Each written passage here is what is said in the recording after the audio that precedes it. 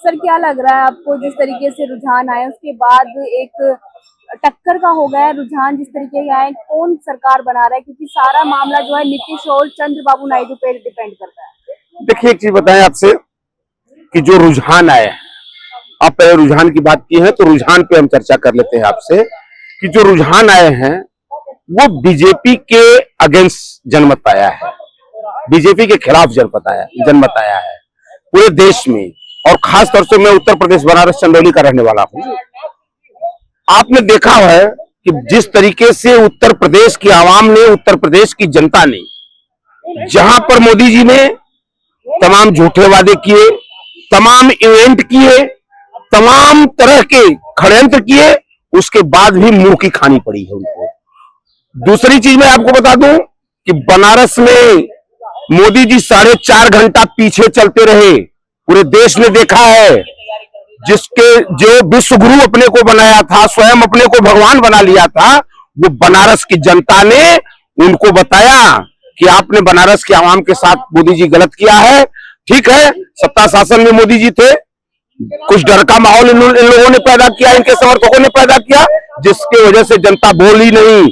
लेकिन जब उसकी ताकत का दिन आया, उसको वोट देने का दिन आया, तो बूथ पर जाकर ईवीएम मशीन पर पंजे वाला बटन और इंडिया गठबंधन के बटन को दबाकर जनता ने साबित किया है कि मोदी जी आपका 10 साल का शासन फ्लोर रहा है और आपको इस देश की गद्दी पर रहने का कोई हक नहीं है। जिस तरीके से इस देश के साथ आपने झूठ बोला, फरेब किया, इस देश के युवाओं के साथ आपने नाइंसाफी किया, देश में महिलाओं के साथ तमाम तरह के अत्याचार होते रहे और आप मौनी बाबा बनकर इस देश में देखते रहे। शर्म आती है कि इतने बड़े घृणित कार्य मणिपुर जैसे, जहां पर महिलाओं के साथ मतलब उससे विभत्स कुछ हो ही नहीं सकता, और देश का प्रधानमंत्री चुप होकर इस सारी चीजों को देखता रहा। तो अगर वो देखते रहे तो देश की जनता भी उनके निर्णय को देख रही थी और वक्त आने पर उनको बताई है। एडवोकेट जी, आपको भरोसा था कि इंडिया गठबंधन इस तरीके से कमबैक करेगा? देखिए एक चीज बता दे, भरोसा नहीं। राहुल जी जिस प्रकार से भारत जोड़ो यात्रा उन्होंने शुरू किया और देश की आवाम की नब्ज, एक एक दुख तकलीफ को उन्होंने आत्मसात करने का काम किया, पूरब से पश्चिम, उत्तर से दक्षिण तक, चारों तरफ भारत को नाप डाला उन्होंने। और जिस तरीके से किसानों से उन्होंने वार्तालाप किया, महिलाओं से वार्तालाप किया, बेरोजगारों से वार्तालाप किया, देश के मुस्लिम, पिछड़े, अल्पसंख्यक, सारे समाज के लोगों से हर उनके दुख सुख को जाना। और जिस तरीके का आपने देखा होगा कि उस यात्रा में जिस तरीके का जनता ने समर्थन दिया, वो उसी दिन तय हो गया था कि यह देश राहुल जी की नीतियों को स्वीकार कर रहा है, गांधी की नीतियों को स्वीकार कर रहा है और मोदी की विध्वंसकारी नीतियों को 2024 में सफाया कर देगा। लेकिन पूर्व सीएम शिवराज सिंह चौहान कह रहे हैं कि 10 साल जैसे राजनीति मोदी जी ने चलाई है वैसे ही आगे चलाएंगे। देखिए एक चीज बता दें आप से कि ये खिसियानी बिल्ली खंभा नोचे वाली स्थिति इन लोगों की है। आप कैसे आप कर रहे हैं? आपको 2 बार इस देश की जनता ने बीजेपी को पूर्ण बहुमत दिया है। 2014 में झूठ बोलकर बीजेपी मतलब कि इसी कांग्रेस के खिलाफ तमाम तरह के षड्यंत्र इन लोगों ने रचे, उसके पीछे तमाम कुछ लोगों को लगाए, कुछ संत महात्माओं को भी, जो संत महात्मा समाज में ये होता है कि झूठ नहीं बोलते, उनको भी लगा दिया गया था झूठ परोसने के लिए। 2019 में बीजेपी को बहुमत दिया, लेकिन 2024 में जनता ने 10 साल का मूल्यांकन किया है तो इनको बहुमत से हटा दिया है। और इससे स्पष्ट होता है कि इस देश की जनता बीजेपी के नीतियों में विश्वास नहीं रखती है। और शिवराज सिंह चौहान क्या बात करेंगे शिवराज सिंह चौहान?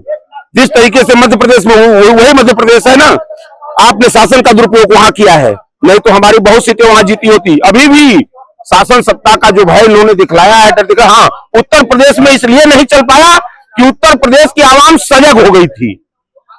हमारा उत्तर प्रदेश का हर कार्यकर्ता ये तय कर चुका था कि अगर बीजेपी के द्वारा शासन सत्ता का बल प्रयोग करके गलत किया जाएगा तो या तो उसकी लाश उठेगी या तो फिर बीजेपी की लाश उठ जाएगी। अच्छा, अभी राहुल गांधी प्रेस कॉन्फ्रेंस करके गए, इसमें कहा गया कि एग्जिट पोल में भी घोटाला हुआ है, स्टॉक मार्केट में भी घोटाला हुआ है। अच्छा, क्या कहना चाहिए? अच्छा एक चीज बताइए, घोटाला नहीं हुआ एग्जिट पोल में? ये 400 पार वाले जो घूम रहे थे, दिखला रहे थे ये क्या किए हैं, ये घोटाला ही न किए हैं, ये कैसे दिखला रहे थे।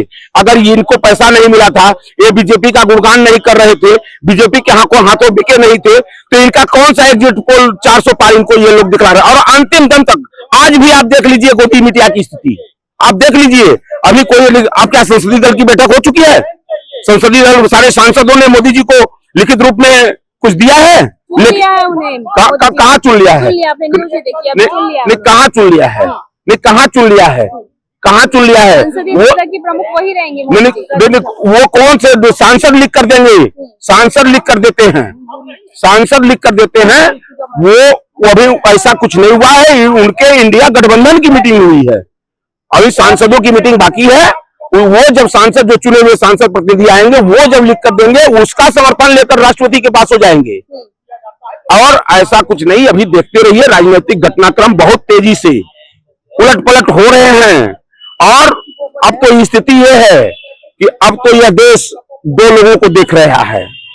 एक तरफ राहुल गांधी जी को देख रहा है, खड़गे साहब को देख रहा है, और दूसरी तरफ नीतीश जी को और चंद्रबाबू नायडू को भी देख रहा है। देश की आवाम देख रही है कि अब ये दोनों लोग कौन सा निर्णय लेते हैं। क्या वही फिर उसी विध्वंसकारी नीतियों के साथ खड़े होते हैं? तो हमको कोई दिक्कत नहीं है, ये जाकर ये स्वतंत्र है, ये अपना खड़े हो, लेकिन इसका परिणाम। जी, चंद्रबाबू नायडू कह रहे हैं कि अगर मैं इंडिया में चला गया तो मैं चुनाव नहीं लड़ पाऊंगा, इसलिए मैं इंडिया में ही रहना चाहता हूं। देखिए, एक चीज बता दें, वो तो उनकी स्वतंत्रता है, वो तो चंद्रबाबू नायडू की स्वतंत्रता है कि वो किसके साथ जाएंगे। लेकिन वो जहां भी जाएंगे, उस देश की आवाम और आंध्र प्रदेश की आवाम देख रही है। चंद्रबाबू नायडू के निर्णय को देश की आवाम देख रही है। और जिस तरीके से उत्तर प्रदेश में मोदी का मद चूर हुआ है, उसी तरह चंद्रबाबू नायडू का भी मद जनता चूर करने का काम करेगी आने वाले समय। क्या लग रहा है, नीतीश चाचा खेला करने वाले हैं क्या बड़ा? देखिए, एक चीज बता दें, नीतीश चाचा को पढ़ना सबके बस की बात नहीं है। हकीकत तो यह है कि नीतीश चाचा वो राजनीति के बड़े खिलाड़ी व्यक्ति हैं, और खिलाड़ी नहीं होते तो एक ही कुर्सी को 5 साल में 5 बार शपथ ग्रहण लेने वाले वो मुख्यमंत्री हैं। तो वो बहुत खिलाड़ी व्यक्ति हैं। वो कल अंतिम दौर तक क्या करेंगे, क्या नहीं करेंगे, वो अभी इंतजार करिए, वो सारी चीजें साफ हो जाएंगी। और इतना आसान भी नहीं है। आप क्या समझ रहे हैं, इतना आसान है एनडीए को सरकार बनाना? एकदम नहीं है। अंतिम दौर तक इंतजार करिए। जिस तरीके से 10 वर्ष तक इस देश के नेताओं को, इस देश की आवाम को मोदी जी ने नाच नचाया है, अब तो नचाने का मौका आया है। अब मोदी जी को भी लोग नाच नचाएंगे। सूत्रों से खबर आ रही है कि प्रधानमंत्री मोदी जी 8 जून को शपथ ग्रहण करेंगे। एक चीज बता दें, 8 जून आज क्या तारीख है? आज 6 तारीख है। 6 तारीख है। अभी बहुत लंबा समय है, कई घंटों का समय है। राजनीति का उतार चढ़ाव अभी आप देखिए, अभी बहुत कुछ। 8 जून को शपथ ग्रहण होगा ना, ऐसा सूत्रों के हवाले से खबर है ना। तो अभी इसको अभी रखिए पर्दे में। 8 जून को क्या होगा, यह 8 जून को अब देखा जाएगा। लेकिन वर्तमान की स्थिति है कि मोदी जी ने जिस तरीके से इस देश की आवाम के साथ छल किया है, उसी तरह अब छल के शिकार मोदी जी होंगे। लेकिन सर, आंकड़े तो कुछ और ही बता रहे हैं ना। क्या आंकड़े? हाँ। कौन सा आंकड़े? जैसे इंडिया गठबंधन के और एनडीए गठबंधन के आंकड़े। नहीं, तो हम कहाँ कह रहे हैं कि उनके आंकड़े नहीं? इंडिया गठबंधन के आंकड़े अगर उनके साथ, एनडीए के आंकड़े उनके साथ हैं, तो सारे लोग उनके, हम तो ऐसा कुछ कर नहीं रहे कि वो मेरे साथ आ जाए। ऐसा तो हमारा कोई दबाव तो है नहीं, या कांग्रेस पार्टी किसी के ऊपर दबाव डाल रही है किसी नेता के ऊपर। वो उनकी स्वतंत्रता है कि जिसके साथ जाए। लेकिन यह देश की आवाम सब कुछ देख रही है, और आप जनता को बेवकूफ समझने का एकदम कतई भूल न करें। आप क्या करेंगी? एक बार आप शपथ ग्रहण कर लेंगे, इससे ज्यादा आप क्या कर लेंगे? अगली बार जनता आपको फिर आपको हैसियत औकात जैसे अभी उत्तर प्रदेश में बताई है, आपको पूरे देश में बता देगी। जनता को बेवकूफ मत समझिए।